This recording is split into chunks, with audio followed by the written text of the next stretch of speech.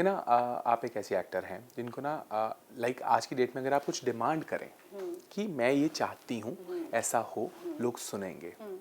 और एक टाइम ऐसा होता है यार 2 मिनट आप रुक जाइए, है ना, हम बताएंगे आपको क्या करना है।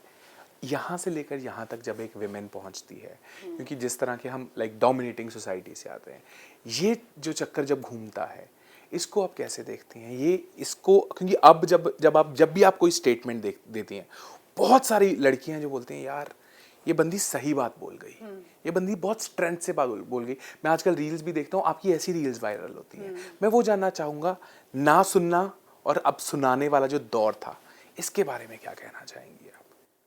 आई थिंक ना सुनना इज ऑल्सो रॉन्ग, और किसी को सुनाना कि मैं हूं कोई इज ऑल्सो रॉन्ग। जब जरूरत हो तब आप सुने। अगर आपको कोई कुछ समझा रहा है या कुछ कह रहा है आपके भले के लिए, तब सुने। और बिना वजह, बिना किसी वजह आप सुनाएं बिना, just so that you want to prove your point that I am somebody. I don't think when you are secure in your career, in your profession, वो मैं खत्म हो जाता है। I feel like I don't think एक secure अच्छे artist को मैं की जरूरत है। जी जी जी, तो I don't think I have that in me, or I would like anyone around me to have that in them.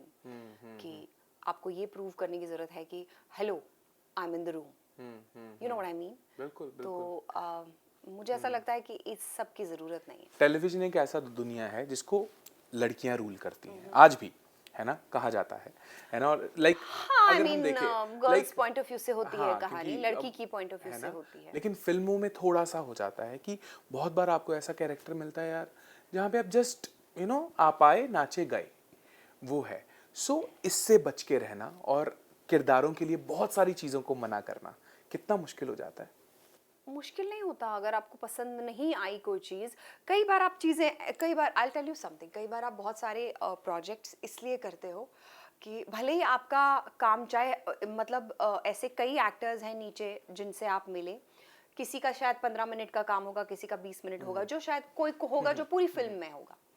सब अपना अपना कैरेक्टर चूज करते हैं सिर्फ इसलिए नहीं कि वो काम करना चाहते हैं। बहुत बार, कई बार ऐसा भी होता है कि आपको एक सब्जेक्ट पसंद आता है, you know, and you want that subject to be heard by everyone, and you say yes to that subject. मैंने नीचे भी कहा, जब मुझे स्टोरी सुनाई गई थी तो मैं स्टोरी से कन्विंस हुई थी कि यार this is a very good subject. मैंने नहीं सुना कहीं, और मैंने नीचे कहा भी कि आई डोंट थिंक हमने मेन स्ट्रीम सिनेमा भी ऐसा कोई सब्जेक्ट देखा है जहाँ पर पेरेंट्स अपने बच्चों को मारते हैं या बच्चे उनकी कंप्लेन करते हैं जाके।